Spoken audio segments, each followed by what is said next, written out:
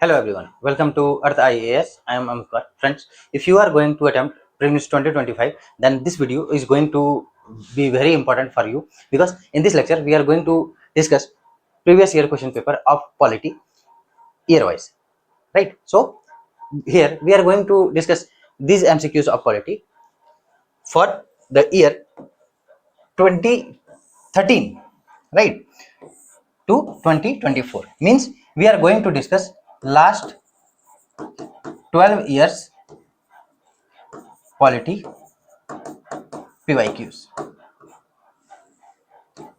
right, in this lecture, right? And in this lecture we will discuss what the trend analysis, right? What is the trend of these questions in prelims, right? We will do all these questions as I told you year wise, and before that we will see that what is the trend analysis, right? So first, here in this video we are going to discuss, as I told you, first trend analysis of polity questions from past UPSC papers, and past UPSC papers we are going to discuss from 2013 to 2024, right?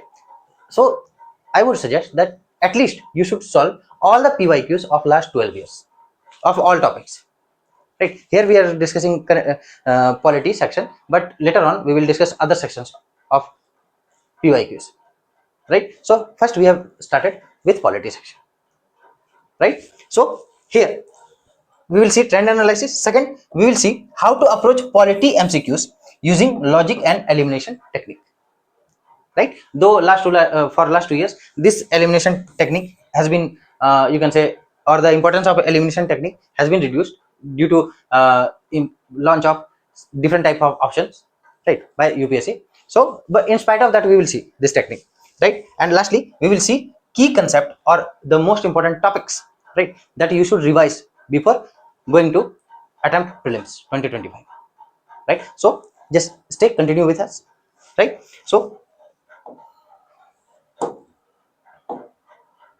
here is the trend analysis. Trend analysis means you can see that in 20, this is 2024, right? 2024. So you can clearly see that I have made a data of in tabular form, that every year, for example, last year in 2024, right, there were 80 questions directly from polity, right? 23, 15, 2022, 15, 2021 it reduced, right, 11 question. In 2020, 17 question, 2019, 15 question, right, 2018, 13 question, and highest number of questions from politics section was in 2017, right, 2017. And you can see then before 2016, in 17, in 2016 there were just 7 questions from politics, just 7 questions, and next year you can see that directly 3 times, more than 3 times, right?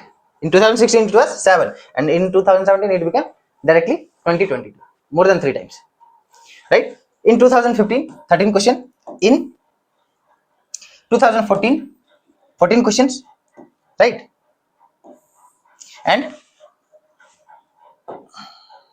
in 2013 it was 16, right? So you can clearly see that the weightage, what is the weightage of polity section in prelims, right? If any serious candidate, right, even if you are going to attempt for the first time this year, right, you should be well prepared in polity section, right? Because average, if you find the average of this number of questions, no, you will find average 14 number of questions every year, average. I am saying about average, okay?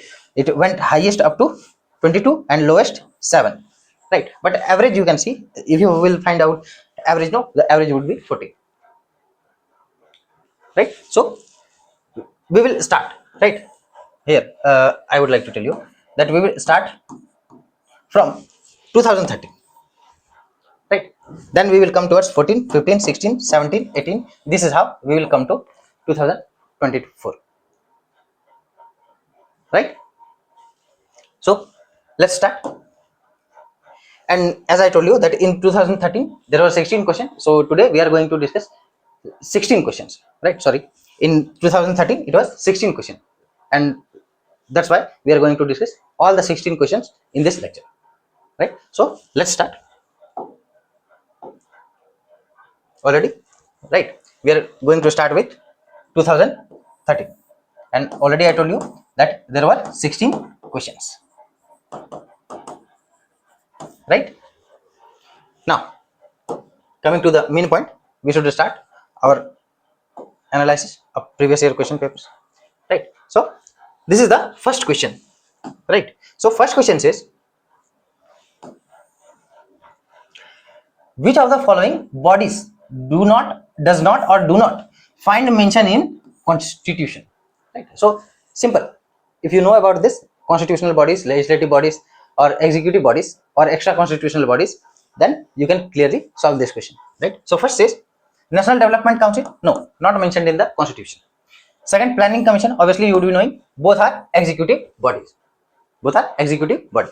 Lastly, third, Zonal Council, also not mentioned in the constitution, though it was, but it finds indirect mention in the constitution, and it was set up by what?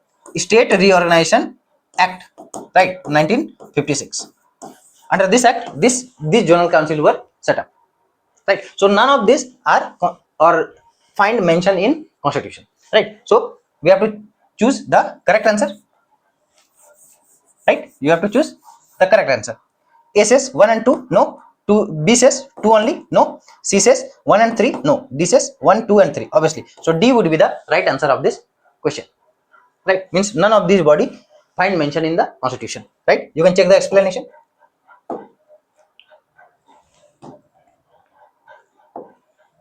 right? Here is the explanation, right?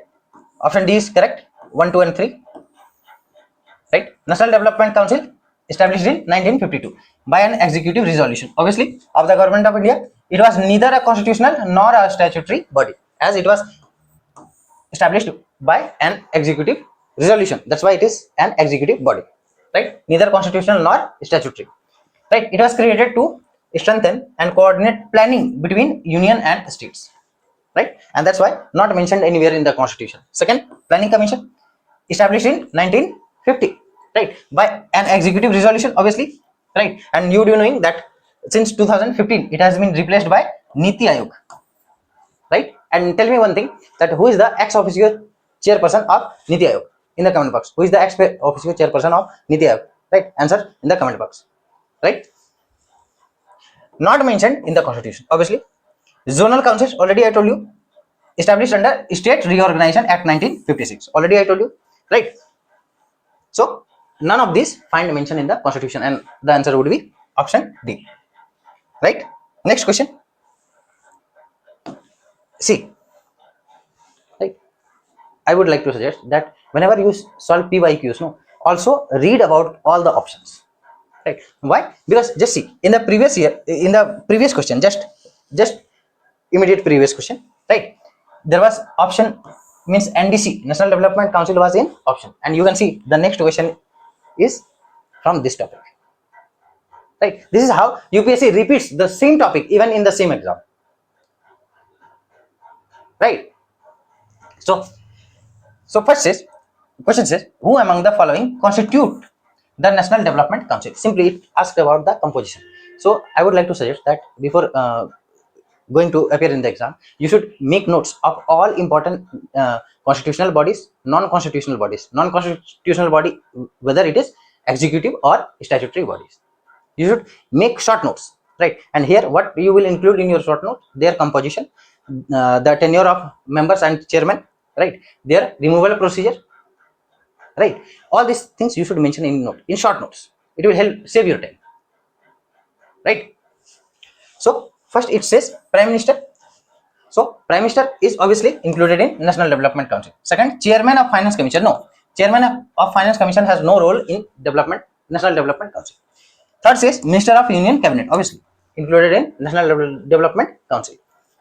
Fourth, Chief Minister of States. Obviously, it is a link between Union and states. That's why Chief Minister of States are also constitute National Development Council, right? So you can clearly see statement 1, 3, and 4 are correct.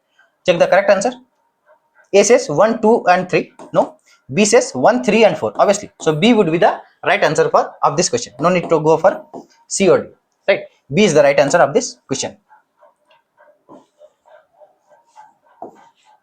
Right. Here is the answer. Obviously, as even we explained in the previous question. So simply it was set up in 1952 by an executive resolution. That's why it is an executive body. Right. Meant to strengthen and coordinate planning between union and states, obviously. And its composition, as I told you, that all the composition of all the bodies, whether constitutional, statutory or executive, you should know their composition, their function, right, their tenure. Member means tenure of members and chairman, right? You should know all this. So it includes prime minister, obviously. He is the ex officio chairman of NDC, right? Chairman of finance commission has no role, right, and not part of NDC. Lastly, minister of union cabinet, obviously they are members of NDC. And chief ministers, as I told you, that it is a link between union and state governments. That's why chief minister of states are also member of NDC, right? So the correct answer is option B, right? Statement 1, 3 and 4 are correct, right? Now we will move towards the third question. Third question says, consider the following statement. Again, you can see same year, right? Same year, three questions include National Development Council, right? So it says, consider the following statements, right? First says, National Development Council is an organ of planning commission.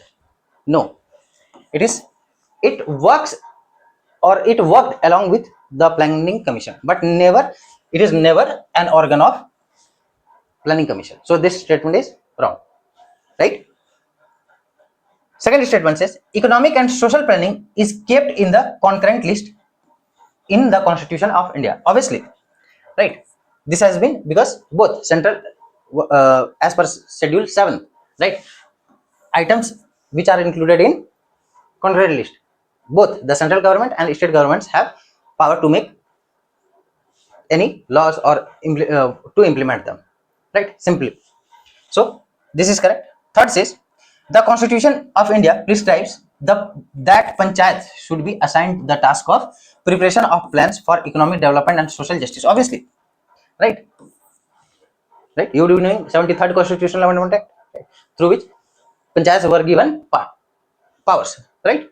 And it is called decentralization of powers. So panchayats also have been given power for preparation of plans for economic development and social justice. So this statement is also correct. Now you can choose the correct answer. A says 1 only, B says 2 and 3. Obviously 2 and 3 are correct. No need to go for C or D, right? So B would be the right answer. Means statement 2 and 3 are correct, right? Now check the explanation. Here is the explanation, right? We have already read about NDC, right, in the previous two questions. So it is an organ of planning commission. This statement is incorrect, right? I told you that it was set up in 1952 and it worked, right? It was not an organ of planning commission but independent advisory body to coordinate planning between union and states, right? Simply. And included, already we have seen the composition, right? Prime minister, union cabinet minister, chief ministers and administrator of union territories, right? Again, it was not subordinate to planning commission but worked alongside it. I already told you it worked alongside with planning commission but it was never an organ of planning commission, right? So second statement, economic and social planning is kept in the concurrent list in the Constitution of India. Obviously correct, right? And third statement, Constitution of India prescribes panchayats should be assigned the task of preparation of plans for economic development and social justice. Also correct, right? So only two statements are correct. Statement second and statement third is correct, right? And here you should remember this article 243G, right, which gives power to panchayats, right? Panchayats, it says that panchayats may be interested with the preparation of plans for economic development and social justice and the implementation of schemes related to these matters, right? So this was all about this question. Now we will move towards the next question. Fourth question, right? It says, consider the following statements, right? It is about Attorney General of India, right? You do knowing who is Attorney General of India? Is the what legal representative of Government of India in the Indian judiciary, whether it is Supreme Court, High Court, or any other court, right? He represents Government of India, right? You can say highest law officer of Government of India, right? So it says Attorney General of India can take part in proceeding of Lok Sabha, right? Obviously, correct, right? He can take part in the proceeding of both the houses, not only Lok Sabha. So here Lok Sabha is mentioned. That's why the statement is correct, right? Second, be a member of committee of Lok Sabha. Obviously, he can also be a member of committee of Lok Sabha, right? Third, speak in the Lok Sabha. Obviously, he can speak in both the houses of parliament, right? He can participate in the proceedings of both the houses of parliament, right? And lastly, it says vote in the Lok Sabha. No, he does not have voting rights because he is not the member of either house of parliament. So he does not enjoy voting power. Simply, right? So only three statements are correct, right? Check the statements which are correct.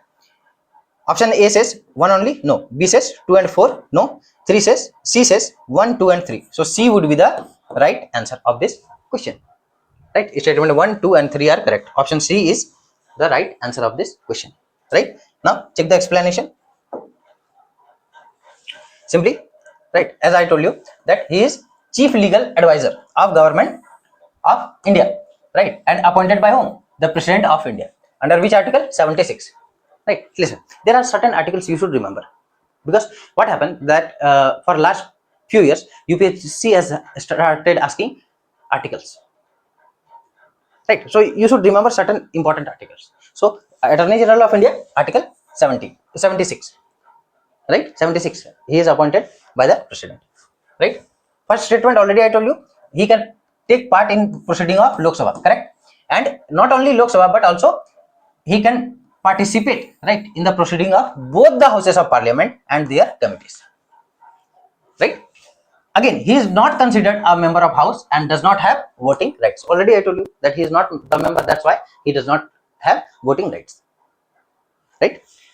Second statement, he can be a member of committee of Lok Sabha. Obviously correct. He can, listen, as per article 88, right, 88, Attorney General can participate in discussion of parliamentary committees where his expertise is required. However, right, just like in houses, he does not have voting rights.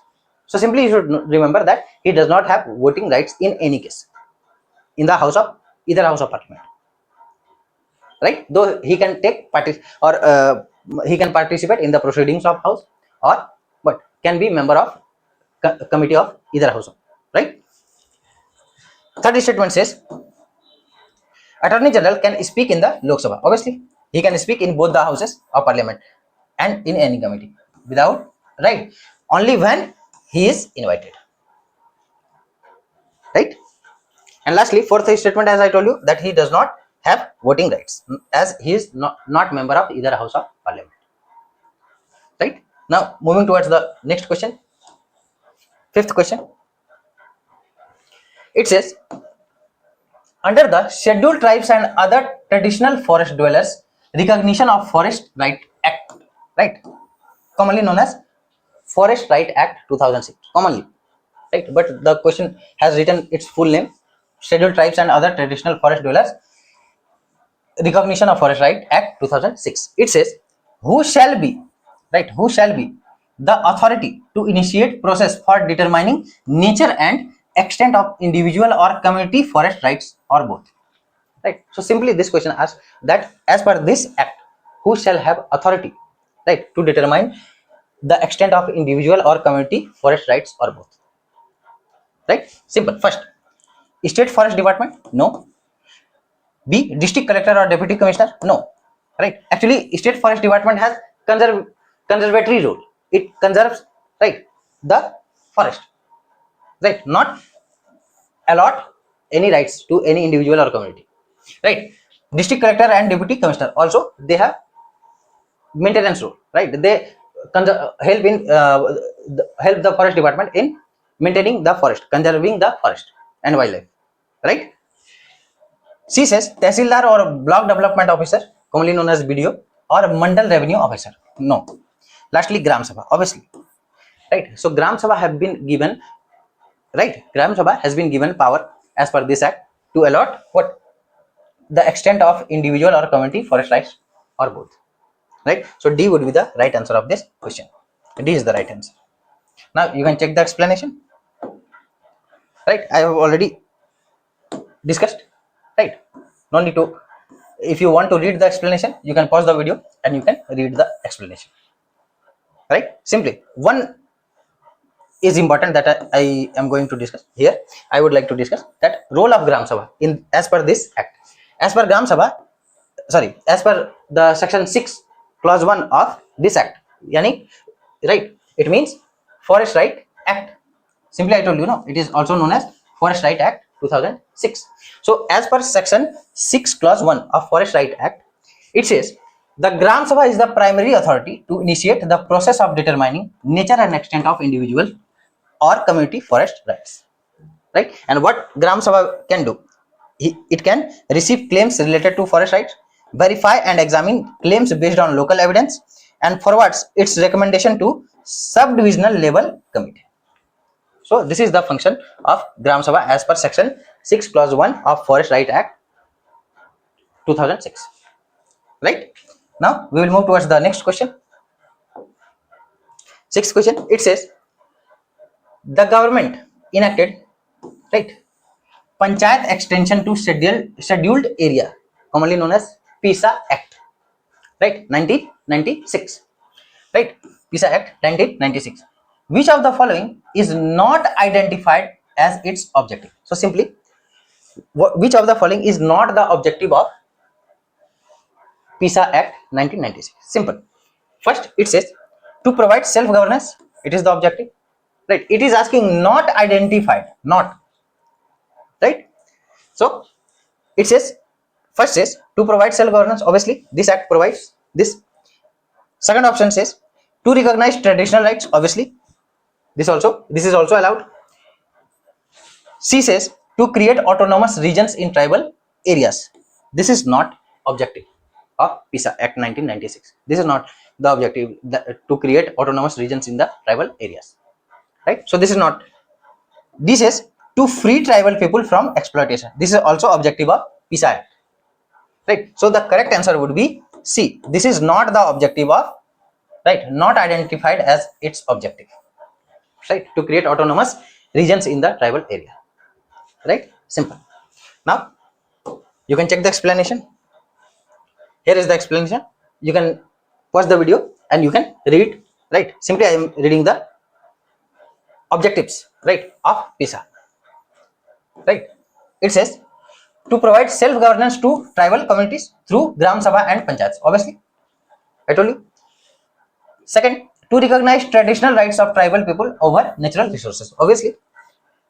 Third says to free tribal people from exploitation, right? Exploitation, which kind of exploitation? For example, exploitation by moneylenders, exploitation by outsiders, exploitation by landlords, right? All these types of exploitation has been the objective of PISA Act is to avoid such type of exploitation of tribal people. So these are certain objectives of PISA Act 1996, right? Further you can read by pausing the video, right?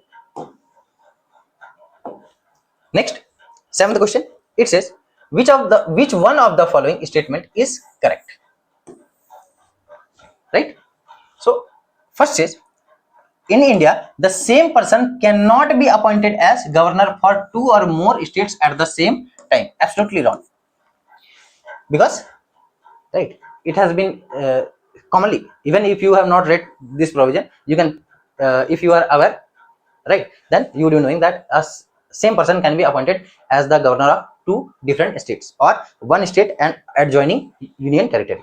So this statement is wrong. Second says the judges of High Court of states in India are appointed by governor of state. No, judges of High Court are appointed by the President of India, right, in consultation with Chief Justice of India, Governor of the state, and Chief Justice of High Court, right? just as judges of the Supreme Court are appointed by the president. No, I told you that appointed by the president also, right? C says no procedure has been laid down in the Constitution of India for removal of governor. Obviously, right? This provision, right, means there is no procedure that has been mentioned in the Indian Constitution that how or why a governor can be removed, right? Simply a governor, right, functions under the pleasure of president of India, and at any time he can be removed or transferred, right? So this should be the right answer. D says in case of union territory having a legislative setup, the chief minister is appointed by the lieutenant governor on the basis of majority support. No, actually here you should be very careful that you should not correlate it with the chief minister of other state, because in UTs, union territories, the chief minister, right, or UTs which has legislatures, right, the chief minister is appointed by the president of India, right? For example, Delhi, Puducherry has legislature, their CMs are appointed by the president, not by the lieutenant governor, right? So C is the right answer of this question. C is the right answer of this question, right? You can check the explanation. Here is the explanation already. You can pause the video and you can read. I have already explained all the options, right? You can pause the video and read the options explanation, right? Next, it's the question, right? It says with reference to National Legal Services Authority, consider the following statements, right? This question is about NALSA, right? So what is the right answer? First says its objective is to provide free and competent legal services to weaker section of society, right? Obviously this is one of the most important objective of NALSA, right? National Legal Services Authority, to provide what? Free and competent legal services to weaker section of society. Weaker section of society, for example, SC, ST, women, disabled, right, children, right? So this is correct. Second statement says it issues guidelines for state legal services authorities to implement legal programs and schemes throughout the country. Obviously this is also correct, right? If you have read about this, you can clearly or easily answer this, right? So you have to choose the correct answer. A says 1 only, B says 2 only, C says both 1 and 2. So C would be the right answer of this question. Both statements are correct. C is the right answer, right? Now check the explanation. It says, right, already I told you both statements are correct. National Legal Services Authority was constituted under Legal Services Authority Act 1987, right? Why? To provide free legal services to weaker sections of society, right, and to organize lok adalats for settlement of disputes, right? First statement, as it says, that its objective means objective of NALSA is to provide free and competent legal services to weaker section. Weaker section means what? Already I told you. For example, SC, ST, women, disabled. These are weaker section of society. Any poor person, these are weaker section of society, right? And why? It has been established, right, to fulfill, right, one of the directive principle, that is, that comes under Article 39A. Article 39A. It says that it shall be, or the states, right, to provide free legal aid to ensure that justice is not denied to any citizen due to economic or other disabilities, right? For example, if a poor person has been accused in any case and he or she does not have money to hire any lawyer, right, advocate, that time he can seek from the court, right, to appoint an advocate on for or to defend himself or herself, right, and it will be free of cost. And it is the, you can say, one of the directive principle for the state under Article 39A to provide free legal aid to the poor, right? And NALSA fulfills it, right? Again, NALSA's main objective is to implement this, right? Implement what? To provide free legal aid. This is the main objective of NALSA, right? Statement 2 says it issues guidelines for state legal services authorities to implement legal programs and schemes throughout the country. Right? Again, NALSA is the apex body for legal aid services in India. Right? Last, it issues guidelines and directs the state legal services authority to implement legal aid schemes and programs throughout the country. And lastly, it also organizes lok adalats, legal awareness campaigns, and provide aid to under trials. Right? Simple. Now we will move towards the ninth question, single response question. Right? It says the parliament can make any law. Right? Focus on the term any law.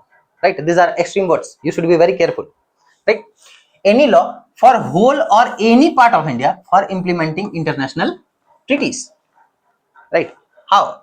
First, with the consent of all the states? No, not required.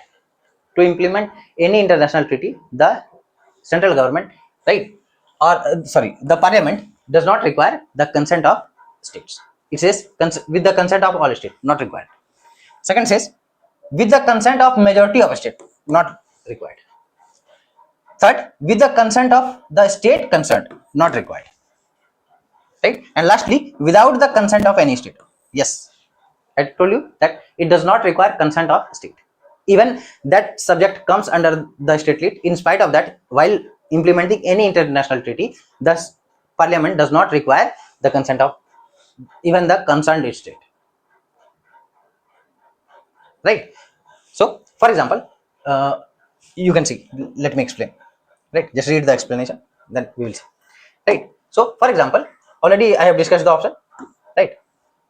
First is incorrect, second is incorrect, third is incorrect. Already I told you that option D is correct. Right? So why? Because the power of parliament to make laws for implementing international treaties and agreements, right, without the consent of any state provided under Article 253. Right? What is 253? It defines center-state relationship. Right? So under Article 253, it says, it states that parliament has power to make any law, focus, any law for the whole or any part of India to implement any treaty, agreement or convention with any other country and or any decision made at international conference. So simple. At international level, who represents India? It is the central government. Right? So here to implement any international treaty, agreement, right, or convention, the parliament has power to make law without the consent of state or states. Right? This power overrides what? Federal structure. Right? You can criticize, or sometimes it is criticized, but you will have to see wider approach. Right? What is the wider implementation? Wider implementation that you are implementing means the central government is the parliament, simply you can say here, or you can use the term central government is implementing the any international treaty or law, right, or agreement. Right? So here federal structure is structure is overridden. Right? And if, even as I told you, even if the subject matter falls under the state list, parliament can make or still legislate on it, right, fulfilling international obligation, and no state consent is required for parliament to enact such laws. Example, you can take example Environment Protection Act 1986. Right? This is very important, very best example. Right? That to implement this Environment Protection Act 1986, right, the or under Stockholm Conference of on Environment 1972. Right? So this is one of the example of this provision. Right? Now we will move towards the next question. 10th question. It says, in the context of India, which of the following principle is or are implied institutionally in parliamentary government? Right? Simple. So just see. First is member of cabinets are member of parliament, obviously. Right? If you know separation of power, right? Legislature, executive, judiciary. Right? So what happens that though there is separation of power, but executive is always part of legislature. right? That's why member of cabinets are members of parliament. This statement is correct. Second, ministers hold office till they enjoy confidence in the parliament, obviously, right?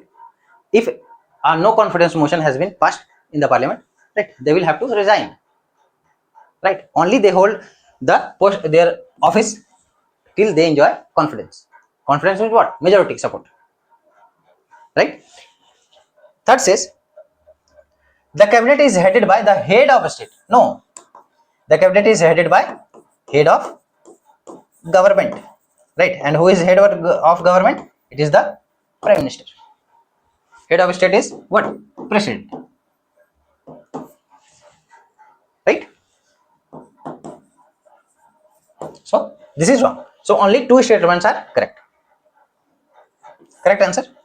A says 1 and 2 only. Obviously, A would be the right answer of this question. No need to go for B, C or D.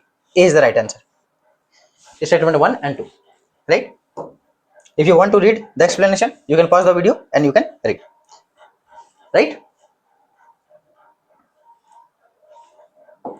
Now, 11th question. It says economic justice.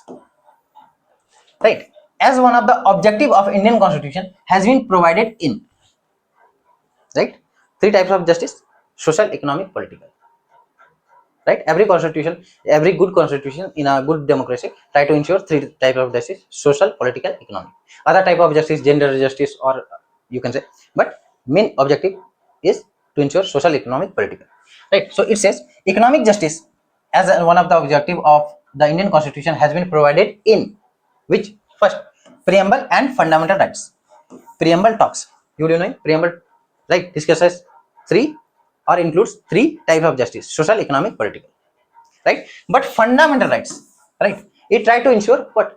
Political justice, right? And in some cases social justice, not economic justice, right? So this is not the right option. B says preamble and directive principle of state policy, obviously, right? Already I told you preamble includes clearly social, economic, political justice. Directive principle of state policy, right? So it includes what? Economic justice, right? So B would be the right answer. C says fundamental rights and directive rights and directive principle of state policy. No. D says none of the above, right? So the correct answer is option B, preamble and directive principle of state policy, what includes economic justice as an objective of the Indian Constitution, right? You can check the explanation, right? Here is the explanation. Already I told you that concept of economic justice in the Indian Constitution, right? What? To create a fair and equitable economic system, ensuring that no individual is deprived of basic necessities due to poverty or inequality, right? And preamble, it talks about already what I told you: justice, social, economic, political, right? It reflects goal of reducing income inequality and ensuring fair distribution of wealth and resources. Obviously, when you try to, how economic justice can be ensured? By ensuring fair distribution of wealth and resources. For example, the government collects tax, right, from people who are earning, right, after a certain limit, right? Though there are different slabs, no need to discuss, right? But whatever that, these collected tax are distributed in the form of different, you can say, food grains or other facilities, free education, free health, to especially deprived section of society, poor section of society, weaker section of society, right? This is called, you can say, it try to ensure economic justice, right? Again, economic justice in directive principle of state policy as per, right? Here you should remember these five important articles, right? Five important articles, which what? Article 39, 38, 39, 41, 42 and 43. These five articles try to ensure economic justice, right? 38, 39, 41, 42 and 43, right? All this article, right, comes under what? Directive principle of state policy, right? Simple.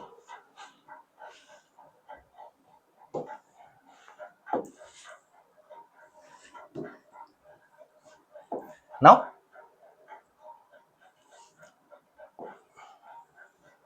12th question, right? Very straightforward question. If you know, then you can correct it. Otherwise, you will make mistake. Right? It says, according to the Constitution of India, which of the following are fundamental for the governance of country? Right? Very straightforward question. But if your concepts are not clear, you will not be able to answer such type of questions. Right? So first is fundamental rights. No, fundamental rights are not fundamental for the governance of any country. Right? There you can say they checks the arbitrary action of state and protect the freedom and freedom, life, liberty, you can say, of citizens. Right? Though they are essential, but not the most essential for the governance or fundamental for the governance of the country. Second says fundamental duties. No, right? They are not legally enforceable. C says directive principle of state policy. Obviously, this would be the right answer. Why? Because these are directives to the state, right? While making any plans, policies, schemes, laws, right? The state has to consider these principles, right? And they are fundamental in the governance of the country. Right? So C would be the right answer. No need to go for D. Fundamental. It says fundamental rights and fundamental duties. No, right? So C is the right answer. Directive principle of state policy is fundamental for the governance of the country. Right? You can check the explanation. Here is the explanation. Right? So simply I am reading. Directive principle of state policy. Obviously, you would be knowing, included in part 4 from article 36 to 51. Right? Are fundamental for the governance of country, and this is explicitly mentioned in article 37. This is very important, right? Article 37, it says the provision contained in this part shall not be enforceable by AD code, though DPSPs, just like fundamental duties, are not enforceable, right? Non-justiciable, right? But the principles therein laid down are nevertheless fundamental in the governance of country. Why? Because it shall be the duty of a state to apply these principles in making laws. Right? Again, why? Fundamental DPSPs are fundamental for governance. Right? They already I told you they are guiding principles. They guide policy making of a state. Again, they ensure economic and social democracy. Right? Economic justice in previous question, I told you 38, article 38, 39, 41, 42, 43. Try to ensure economic justice. Right? They cover a wide range of governance issues. Right? Here, social and economic justice, promotion of education and public health, free legal, right, protection of environment, uniform civil code, right, free legal aid, all these are included in DPSPs. Right? Now we will move towards the next question. 13th question. Right? It says, consider the following statements. Simply, an amendment to the Constitution of India can be initiated by introduction of a bill in Lok Sabha only. Right? Always I told you that whenever you find such type of word, only, all, none, right, then you should be careful. It says, right, so this is wrong statement. Why? Because the bill or the constitutional amendment bill, right, can be introduced in either house of parliament, not only in Lok Sabha. Right? First, so this statement is wrong.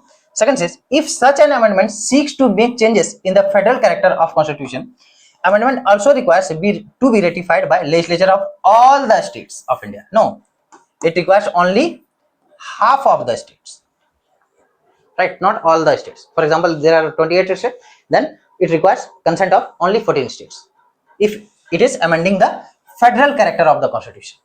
Right? Federal character means what? For example, election of president, right, provisions regarding Supreme Court or High Courts, right, that time it requires consent of, or it has to be ratified by the legislature of states, half of the legislature of states.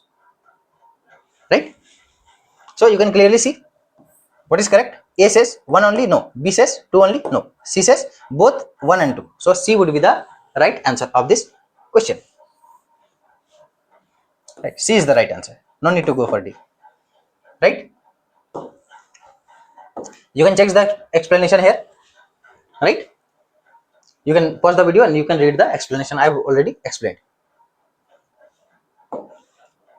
Now, 14th question. Right? It says, consider the following statements. Parliamentary Committee on Public Accounts. So it says it consists of not more than 25 members of Lok Sabha. No, actually it includes only 15 members of Lok Sabha. 15 members of Lok Sabha, right? And 7 members, 7,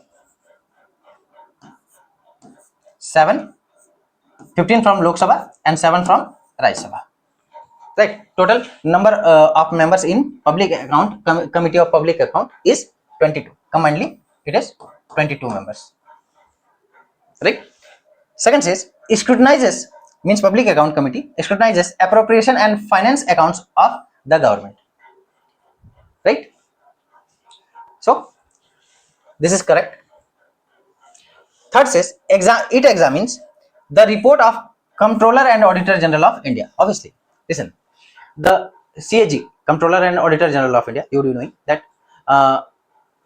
and it has provision under Article 148, right? So it audits, CAG audits the accounts of government, right? Central government, state government, whatever, right? And finally, it submits its report to President, and after that, this committee, Public Account Committee, right, scrutinizes the or examines the report of CAG, Comptroller and Auditor General of India, right? It submits its report to the President, and then its report, right, is scrutinized by this committee, Public Account Committee.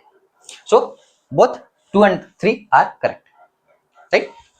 2 and 3 are correct. This is not correct. You can see the correct answer. Option A says 1 only, no. B says 2 and 3 only. So B would be the right answer. No need to go for C or D, right? I have already explained. You can read the explanation. Already I told you all these things. Public Account Committee consists 22 members, right? 15 from Lok Sabha, 7 from Rajya Sabha, right? Speaker appoints the members. Chairperson is usually from the opposition party, and all these things are there. Already I have told you, right? Now, 15th question. It says, what will follow if a money bill is substantially amended by the Rajya Sabha? Right. So you would be knowing that it has provision under Article, right, 110.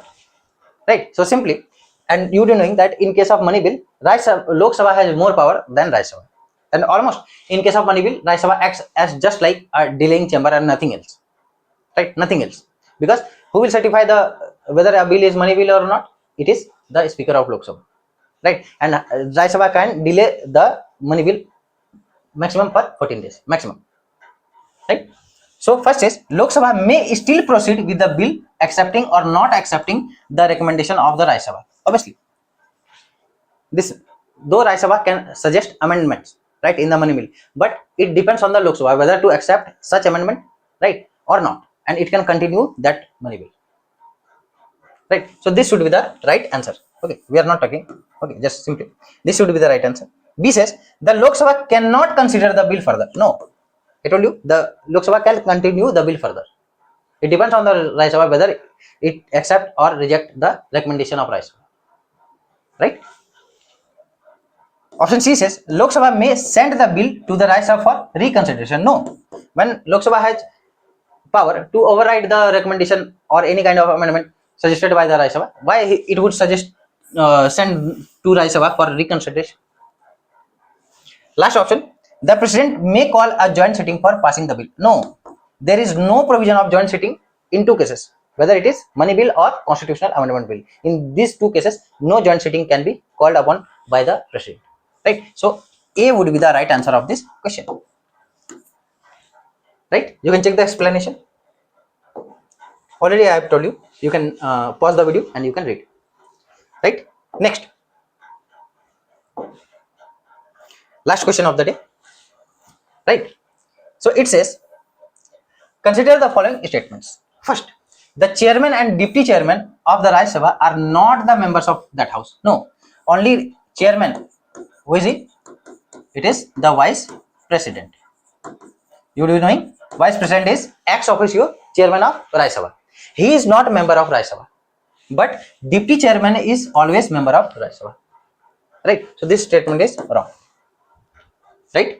Second says, while the nominated members of two houses of parliament have no voting rights in presidential election, right, they have right to vote in election of vice president. Obviously, this is correct. Right? What happens that in the election of president, only elected members of both the houses and elected members of legislature of states and legislature of UTs, right, participate. No nominated members participate in the election of president, but in election of vice president, both elected and nominated members of both the houses, whether it is Lok Sabha or Rajya Sabha, participate. Right? So this is the correct statement. Find the correct answer. A says 1 only, no. B says 2 only. So B would be the right answer. No need to go for C or D. Right? So this is correct, this is not correct. Option B is the right answer of this question. Right? If you want to read the explanation, here is the explanation. You can pause the video and you can read. Right?